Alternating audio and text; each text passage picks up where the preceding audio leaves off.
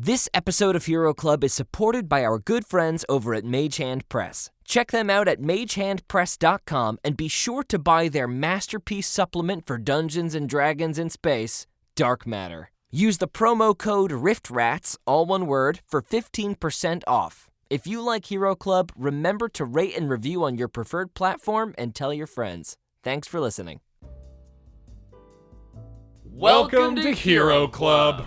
I'm Nick Williams. And I am George Primavera. George and I have been playing D&D together for years. Now, a lot of people think you need to be a big, huge nerd boy to play Dungeons & Dragons. But in reality, you just have to be willing to spend 4 hours of your own time on a weekday trashed on cheap beer cross-legged around a coffee table. I lost a game of Flip Cup in 2012, so I had to buy all the books and learn how to be Dungeon Master.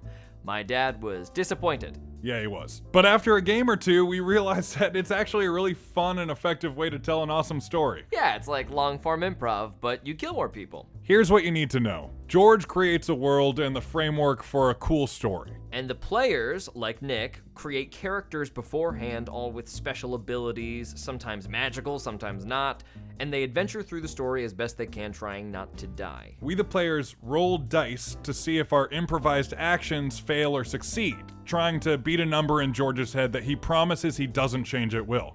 But at the table, I am God, my game, my rules. Okay, so it's as nerdy as you thought. You know what? Just f*** off, man. Whoa, Right off, all right, okay? Nick, maybe don't tell everybody to F off. And it's not that nerdy. I mean, we get rid of all that stupid math, and we add music and sound effects and stuff like that, so, you know, it's cool. Anyway, these stories do follow a linear plot, so if you want to know what's going on, start at the beginning of any season you like and have fun with it. Without further ado, welcome to Hero Club! Yeah! Far in the mountains of an oft-forgotten place sits the small town of Sweetborough, nestled in the crook of an enormous peak.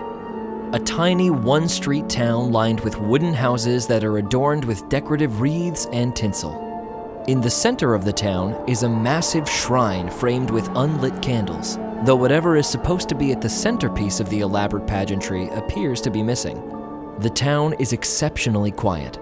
A few rogue snowflakes flit through the air and disappear into the thick blanket of snow, while the frigid wind gusts.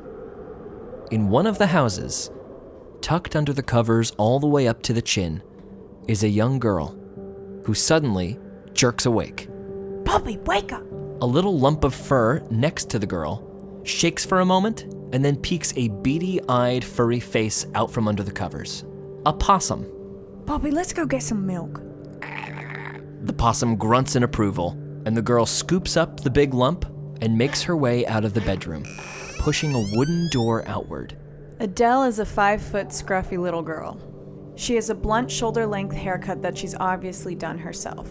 Uneven bangs, a gap in her front teeth, and eyes that seem wiser beyond her years. Adele, make a perception check. 17. Adele, right away, you feel the eerie quiet in your house. Even when everybody is asleep, the loud snoring of your father pervades. And now, there's nothing. Dad? No response. The little girl creeps quietly towards her parents' bedroom and, peering through the crack in the slightly ajar door, realizes there's nobody in the room. The bed appears to be neatly made, and everything is in its place. This makes no sense. Papa, go sniff. The little lump of fur rolls onto the floor and scuttles across, ending up under the bed. You hear little sniffles from under the bed, and the possum peeks his head out from underneath, giving what you know to be a puzzled look. Adele, make another perception check. 21. As a little bit of cold breeze hits your face, you see that the window is open. Adele carefully walks over towards the window and peers out. The wind is stronger than usual, and at first nothing seems out of place or out of the ordinary. But as you look down in the snow, there seems to be a large impression on the ground, with 3 points at one end. Roll a nature check. 20. With a sinking feeling in your stomach, confused and a little bit afraid, you can glean that the impression in the snow is a gigantic footprint.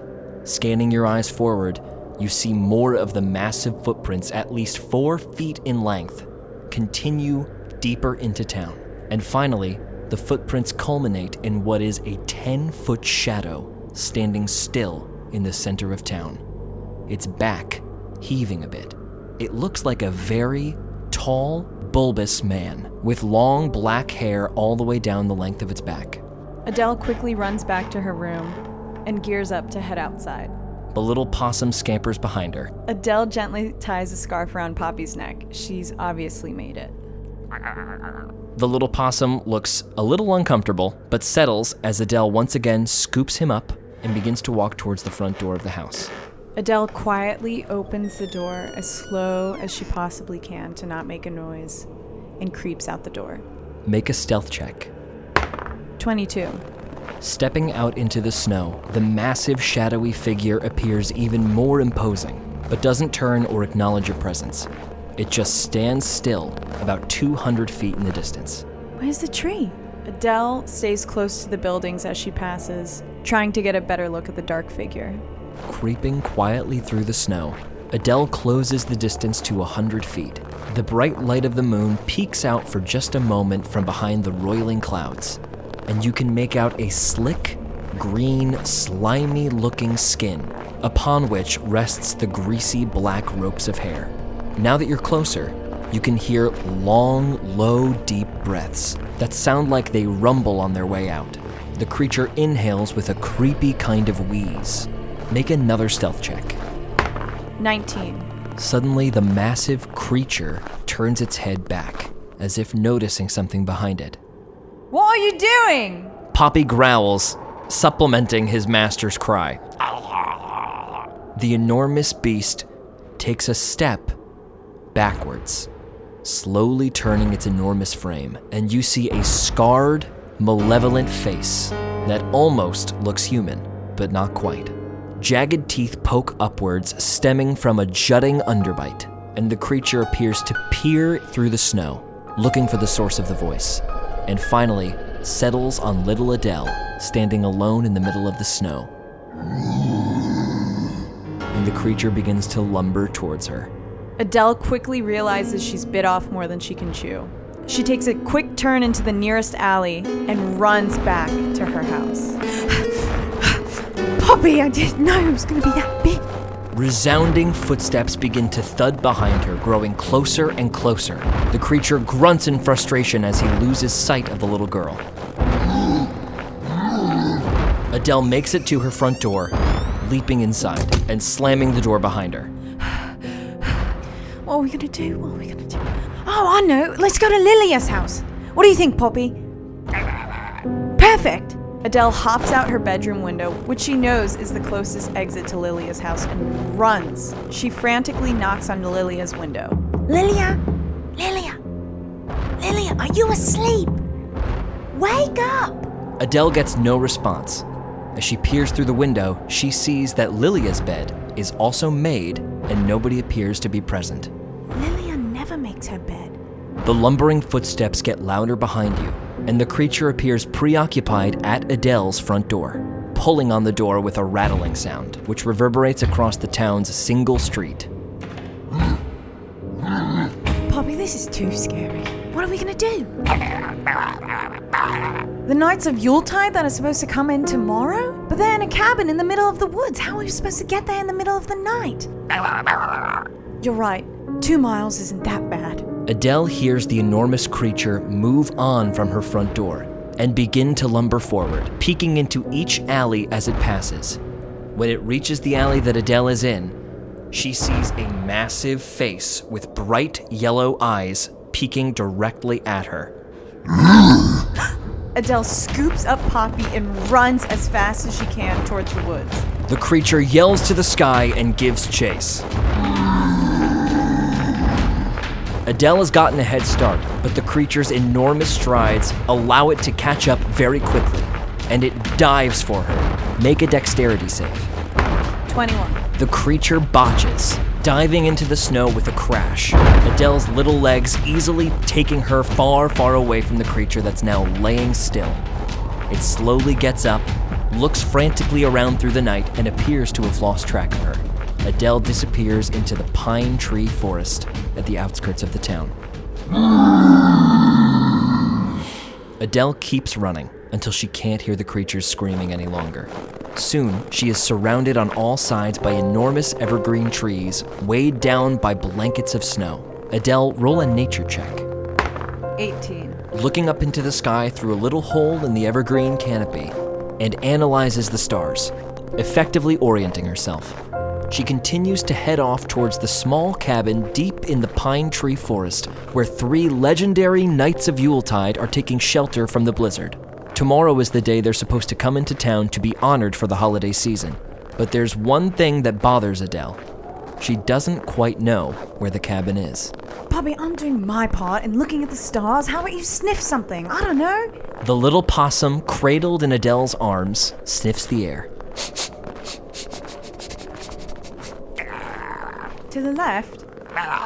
Adele wanders through the forest at Poppy's direction for what seems like hours. The clouds above move from a dark blue to a light gray as the dawn breaks. Adele's frustration grows. Poppy, you better not be sleeping. I'm gonna pinch you. Looking at the lump of fur, she sees that Poppy has indeed fallen asleep. Poppy, we've been walking 2 hours west now, and what? For nothing. Poppy remains limp in Adele's arms. Adele lightly pinches Poppy's neck. Poppy freaks out. You're such a troll in the morning. I can't believe you. Make a perception check, Adele. 20. The smell of a campfire hits your nostrils. It surprises you, and as you look up into the sky, you see a stream of smoke that disappears into the clouds above. Poppy, you were right!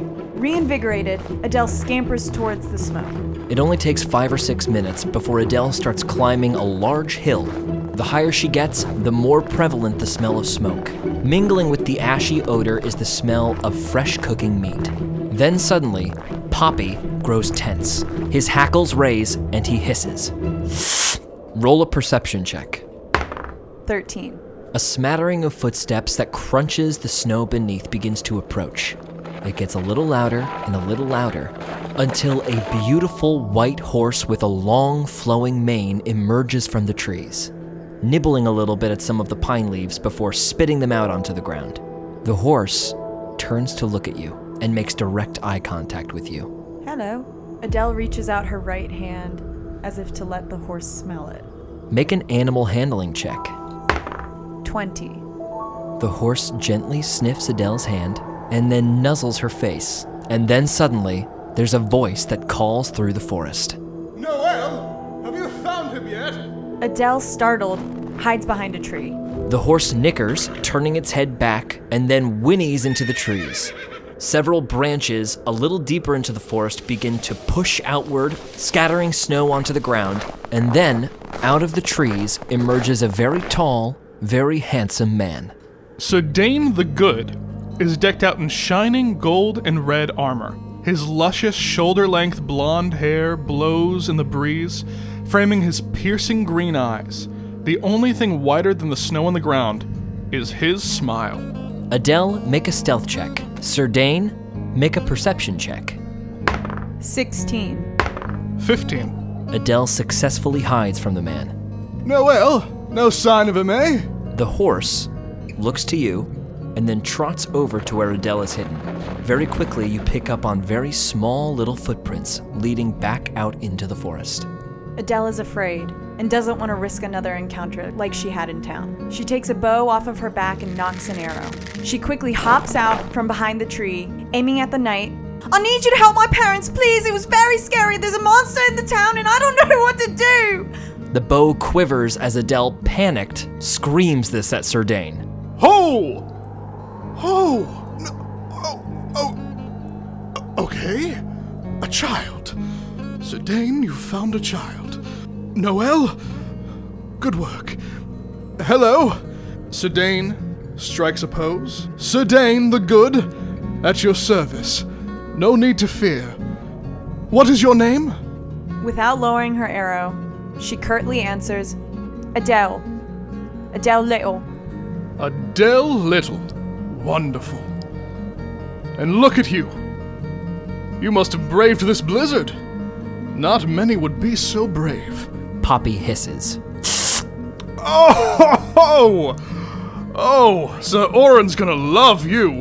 What's this one's name? His name is Poppy. Poppy. Adele Little. So your parents are in trouble and there's a monster in town. Is that right? Adele lowers her bow, feeling comfortable now.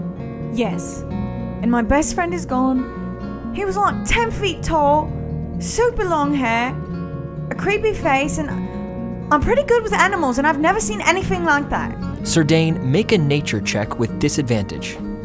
7. Well, Adele, that doesn't sound good. Now let me ask you one question. You're afraid. Are you sad? Well, yeah, I'm sad, but... All right. I have just the thing. Now, I'm going to call my friend over, if that's okay. Be warned. She makes quite an entrance. Even more so than me. It's a bit much. Lady Holly, I found a child in need of cheering up. Oh, that makes me feel much better. Crashing through the snow in a very ungraceful way strides Lady Holly the Joyful. She trips a little on a bush, spraying snow everywhere, but plays it off rather coolly.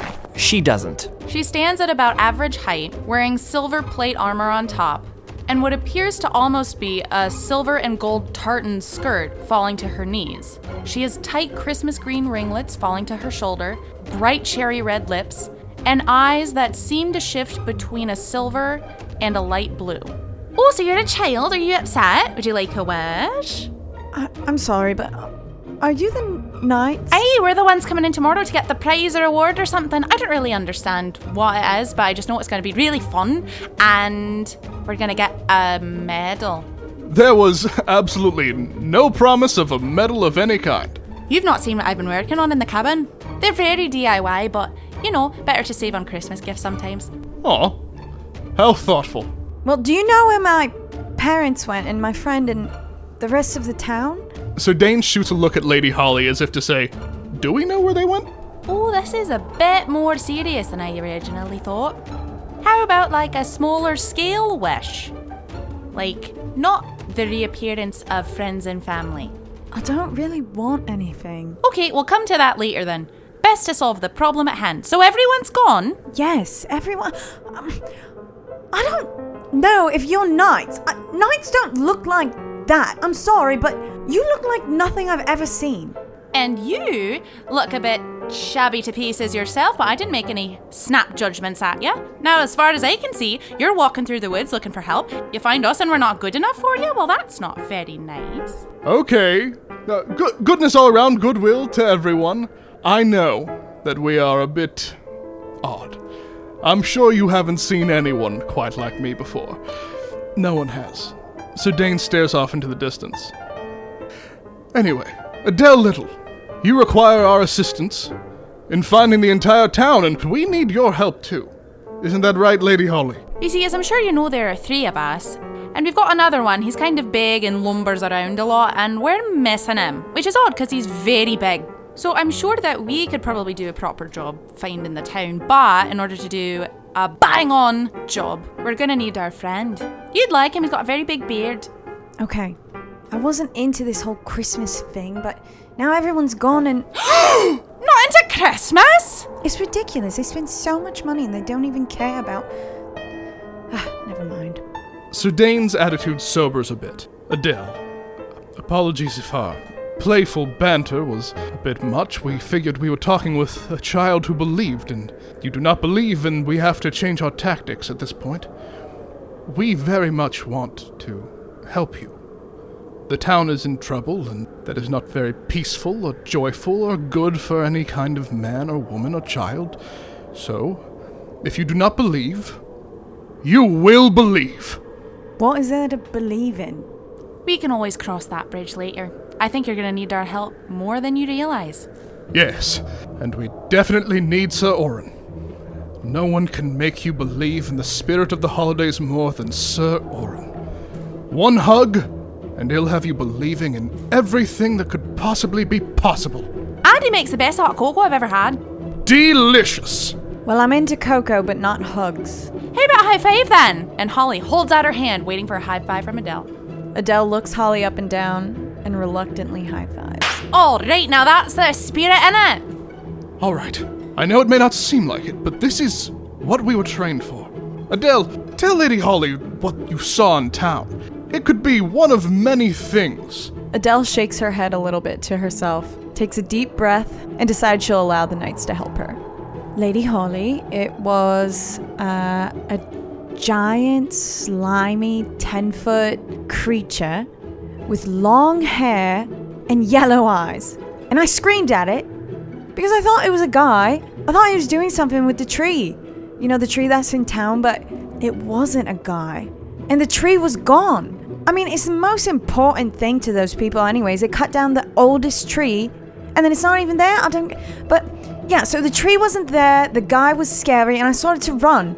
And then he chased me, and he growled at me. Holly, make a nature check. 14. Now this one's a bit tricky because it could be a couple of different things. But if I had to put money on it, I would say it's a greed troll. Greed troll, yes. So the thing about greed trolls is they like to steal things that mean a lot to people or that cost a lot. So if you're talking about this tree, it's possible it has it. But here's the thing, they're not very smart, not very intelligent creatures. So he's not doing it on his own. There's probably someone else out there that hired him to do it. So we might have a bigger problem than just the troll. And they're 10 feet, so it's already pretty big. And Adele Little, did you say oldest tree in the forest? Yeah, they cut down the oldest tree in the forest every year. They don't even plant another tree, and then they just throw it away. Sir Dane knowingly looks to Lady Holly. If there's one thing we know about Sir Oren, it's his love of nature. He can't be far behind that tree. No, I think you're right. He's definitely got to be there. That's not a very sustainable plan though, is it? Just cutting down all the trees, not planting anymore. Adele, tradition brings joy, but tradition with no foresight. It's wasteful. Oren will tell you all about it. Well, that's what I've been saying. And nobody listens to me. Not my mom, not my dad, no one. They don't see how much the forest means to me. And they don't see how important it is to all of our lives. Imagine if they had planted a tree every year that they had cut one down. I wish they would have listened to me. Holly's spear that is strapped onto her back glows a little bit. Now that's more like it. Don't worry, Adele, because we'll listen. And from behind her back, Lady Holly pulls out a 4.5-foot tall spear. The top is adorned with a gold star, the topmost point of which is slightly elongated and very sharp. The spear itself is a bit translucent, with metallic gold streaks running through it, giving it the resemblance of a shooting star. Holly waves the star above her head and plants the spear into the ground with aplomb. The ground immediately next to the spear begins to roil a bit. Slowly rolling, then faster, then almost bubbling, and all of a sudden a 3.5-foot tall tree shoots out of the snow. I know it looks small now, but it'll get bigger and be the biggest one day. But I'm not the only one that can do this. Sir Oren's really good at growing trees, planting them around everywhere, but where I specialise is in children's wishes. So I'm happy I found one for you. Adele hugs Poppy a little closer to her, doesn't take her eyes off the tree, and says to Lady Holly, "Thank you." Sir Dane points at Adele. Ha! You believed for like a second right there, just there. All right, let's go. We have to go talk to the keeper of the cabin to let him know that we're leaving. Come on, Noelle. The two knights lead Adele up the hill until you see an adorable little wooden cabin with smoke rising from a stone chimney perched at the peak. An ancient, hunched man struggles lifting an axe above his head and splits a log of wood with a thud. Yuletide's greetings, old man Garth. Yuletide's greetings. We just wanted to let you know that we're going to nip off for a bit. Go look for our friend and then probably come back. But maybe not. We might just get by the town. What did she say, Sir Dane? We're off to find Sir Oren and save the holidays, old man Garth. What? Goodbye. I left you cocoa. Where's Sir Oren? We're going to find Sir Oren. Left you cocoa. No, I don't know. Old man Garth. I didn't fart. Goodbye. Oh, goodbye. Did you leave me any cocoa? He's a lovely man when you're up close to Did him. you leave me any cocoa? So Dane gives a big thumbs up as he's walking away and just gestures with it emphatically. Oh, yay! Bless him. He's a really nice guy, but he's almost completely deaf. Old Man Garth wobbles up the steps to his cabin, gives a cheery wave, and closes the door behind him. Coco! All right, steeds. I'm so sorry, but I've been running in the forest all night. Can I hitch a ride on your horse? Well, that was never a question, of course. But Noel, as beautiful as he is, don't listen, Noel. Once children see what Lady Holly rides, they usually want to ride with her. Lady Holly, welcome your friend. Oh, you're gonna love Goosey. She's the best. And with a snap of her fingers, a beautiful yet freakishly large goose materializes. Right, so you can go ahead and ride on the back of Goosey. I'll be in the front. If you want, you can wrap your arms around my waist. Don't worry, we can be there. It's fine. Poppy hisses at the goose. You've got a little furball! His name is Poppy and he doesn't like cats, and I don't think he likes geese. Oh, well, that's all right. He's never met one like Goosey. Hello, Poppy. Lady Holly reaches out her hand to let Poppy sniff it. Roll an animal handling check. 19. Poppy snaps at Holly. Oh, that's all right. We'll get there. Well, you can either walk next to us and be slowly left behind only to die in the snow, cold and alone, or you can ride on the back of my goose with us, nice and warm, in Adele's lap. What do you say, Poppy? And Adele gently lifts Poppy onto her left shoulder, his possum tail curling around her neck. All right, we're off. Sir Dane trots off atop Noel, while Lady Holly brings up the rear atop Goosey. Adele's arms loop around Lady Holly's waist as she gets used to the goose's gait. It's a bumpy ride. She's definitely not as smooth as Noel, but the thing is, she's more fun. You are flying after all, and how often do you get to fly on a goose? Gliding, Lady Holly, not flying. Gliding. I'd say that too if my beast couldn't fly. If Sir Orin indeed followed that tree, he should be back towards town. Steel ourselves, everyone. Speaking of, Adele, you seemed skilled with that bow. Where did you learn to do that? Yeah, I'm pretty good. My dad used to go out in the forest with me when I was little, but he doesn't do that anymore. Now why is that?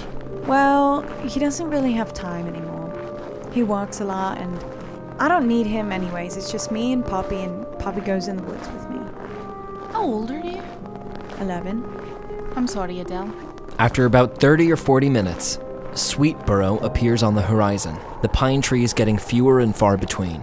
In the dawn, the 10-foot figure can be seen, standing in the center of town, stock still. That's it! Just as I suspected. That's a greed troll. It's not an easy target. All right.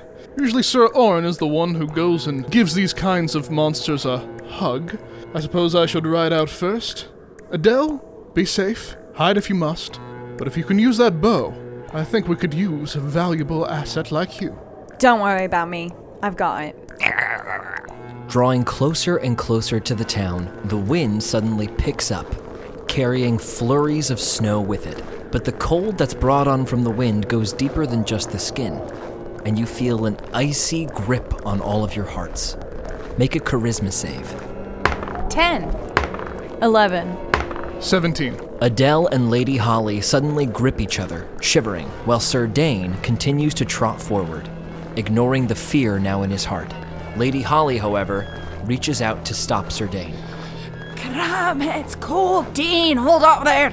And she reaches out to grab Dane's collar. Ahead of you, a flurry of snow has begun to spiral in place, and it spirals faster and faster, picking up more and more snow until it is a full-on snow cyclone.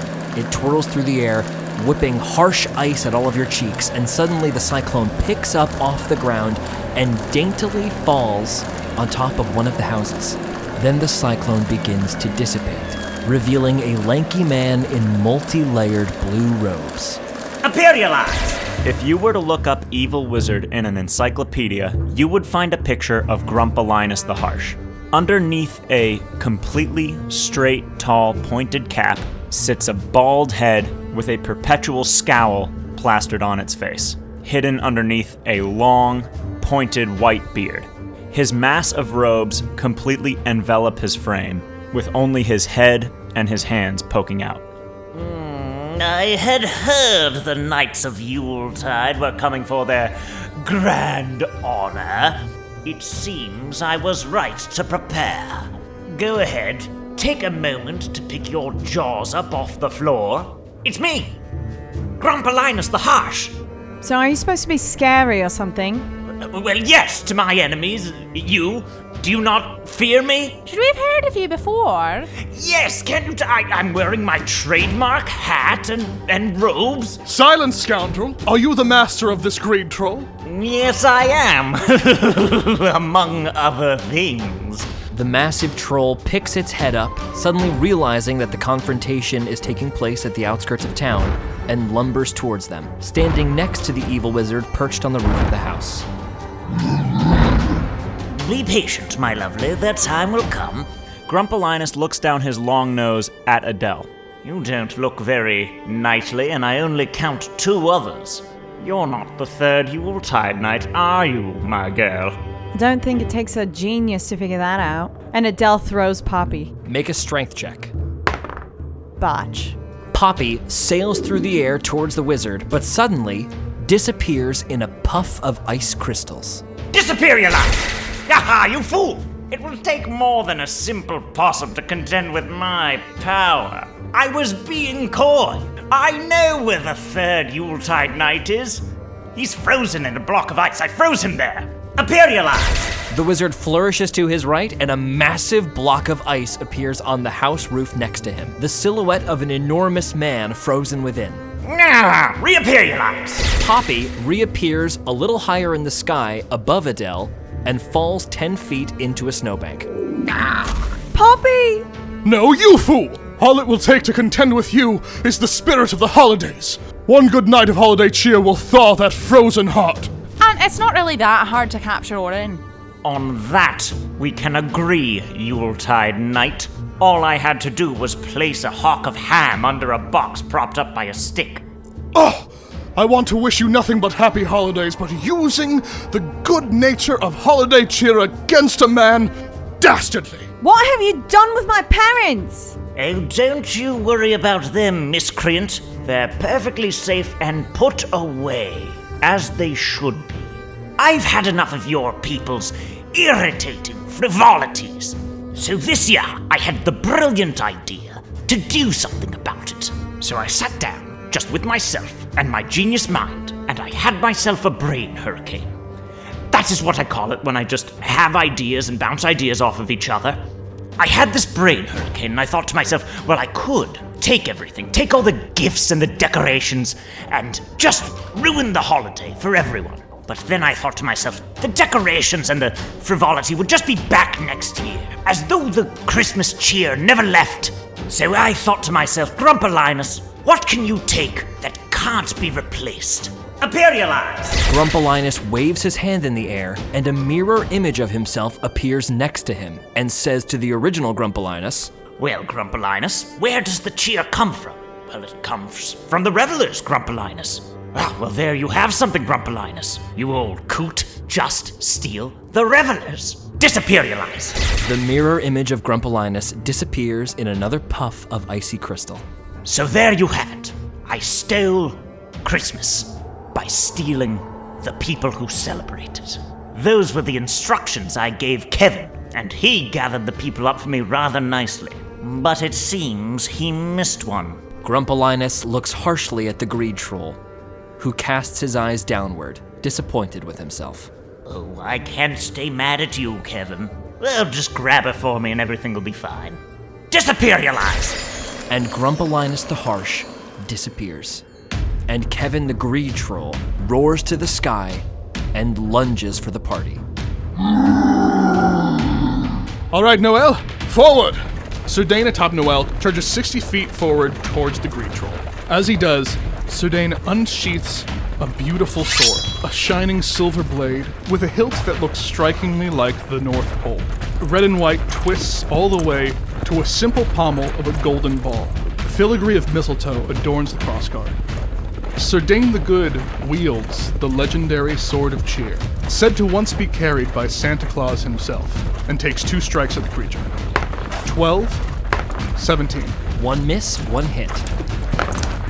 12 damage. Zerdane looks directly into the greed troll's eyes and says, "Kevin, was it? How about you focus just on me?" and casts Compelled Duel. Zerdane's flashy armor catches Kevin the Greed Troll's eye, and he bellows angrily as the sword slashes through his skin. Lady Holly, can you drop me off at the base of the church? You've got it, lassie. Goosey the Goose takes off, gliding just above the snow, carrying Holly and Adele atop her back. The goose comes to a stop at the base of the church, and Adele leaps off and begins to clamber up the side of the building. Adele, roll an athletics check. 12. With some difficulty, Adele hoists herself up onto the roof, Poppy clinging desperately to the back of her hood. Adele draws her bow and readies herself. Right. And Lady Holly pulls out her spear, heading towards the greed troll, attempting to hit it twice with the star end and pierce its toe with the sharpened point at the bottom. Botch. Nat 20. 20. The greed troll sees Holly coming and braces itself, easily dodging the first swipe and taking up a very defensive stance. Holly manages to strike the creature twice. 15 damage. Kevin the Greed Troll moves with Holly's strikes, resisting just a little bit of the damage, and he turns back to Zerdane, still furious. However, Zerdane, maneuvering Noel around, easily dodges two of Kevin's massive, clumsy swipes. And when Kevin goes to dive full out for the man atop the horse, he crashes into the snow, taking 9 damage as he impacts face first into the side of one of the buildings. Zerdane expertly whips back around towards Kevin and takes 2 more swipes. 26, 27, 25 damage. The Greed Troll looks haggard and confused. Oh, Kevin, if you're so greedy, would you like some more? Zerdane's smile literally twinkles. Adele knocks 2 arrows at the same time and fires. 12, 13. Both arrows go just wide of Kevin's head as he stumbles into the snow from Zerdane's slashes. Poppy, no, I don't have snow in my eyes. Get off my back. Yoo-hoo, big ugly green guy over here. And Holly brings her staff around again, attempting to hit him once on each leg and stabbing down at his calf. 19, nat 20, 21. 3 hits. For 35 damage. Kevin reels backward, and Holly's spear glows gold as it connects. There's a burst of magical energy, and suddenly, one of the houses at the far end of the street explodes, the roof lifting off, and from within, you can see the largest teddy bear that you have ever seen. Its stuffed limbs poking out through the doors and windows. Oh my god, that was Evelyn's house! The thing about child's wishes is that they're not practical at all in any facet. We're gonna fix Evelyn's house. The Greed Troll rears, picks up a mailbox, and begins to wield it as a hammer, bringing it down towards Noel and Dane atop him. Botch. Zerdane easily dodges the Greed Troll, infuriating him further. Are you trying to attack my horse? That shall not stand! Zerdane flourishes the Sword of Cheer and takes 2 thrusts forward. 23, 21. 2 hits. 21 damage. Describe it. Zerdane flashes a toothy smile and grips the Sword of Cheer tighter. It begins to glow with a soft white light. He stabs into Kevin, but it almost seems as if his sword is slicing through the air instead of Kevin's mass. Kevin stumbles back a bit and falls with a thud like a felled tree into the snow. Then, reverberating in the air, you hear Grumpolinus mutter his incantation. Disappearialize! And Kevin the Greed Troll disappearializes into a puff of ice crystals. Now I've seen what you can do. Most informative. I'll be waiting for you, Knights of Yuletide, till we meet again. How do I turn this orb off? Is it under the... Oh, there it is. Let me just... Adele, are you alright? I'm fine, Poppy's just a little cold. And she scrambles down the side of the building. I told you he was slimy.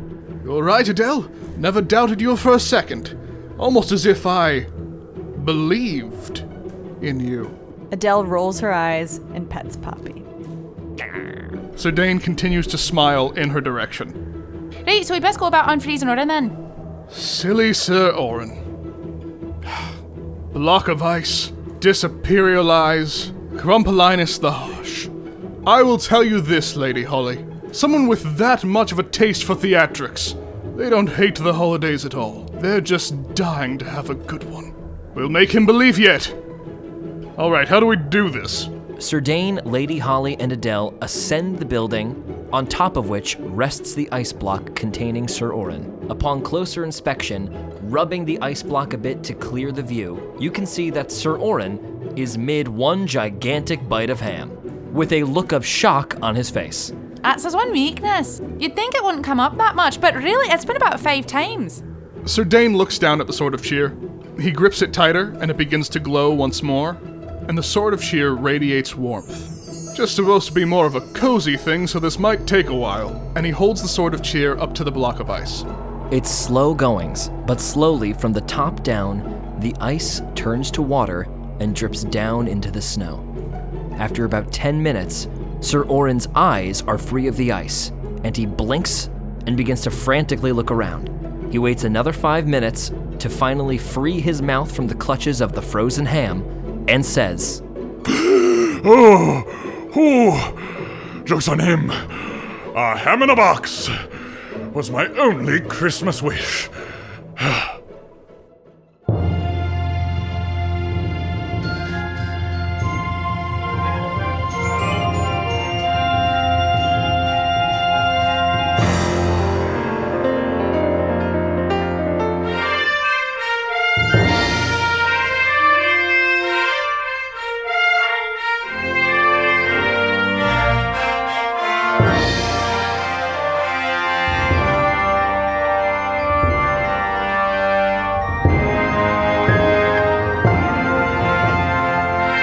This has been a Hero Club production, produced by Nick Williams and George Primavera, with associate producers Marty Abby Schneider and Dylan McCullum. Voice acting by George Primavera, Natasha Krause, Dylan McCullum, Hannah Fagerbaki, Marty Abby Schneider, and Nick Williams.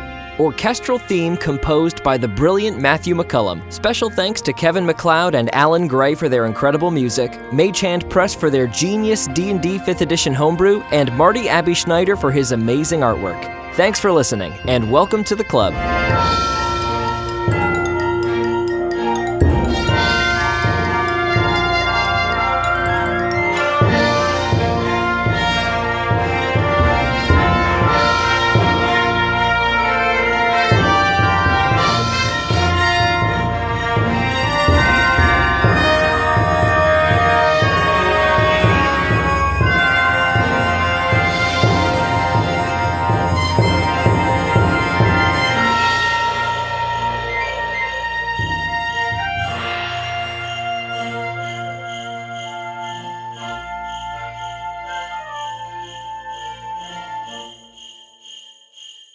A beautiful, yet freakishly large goose imperializes.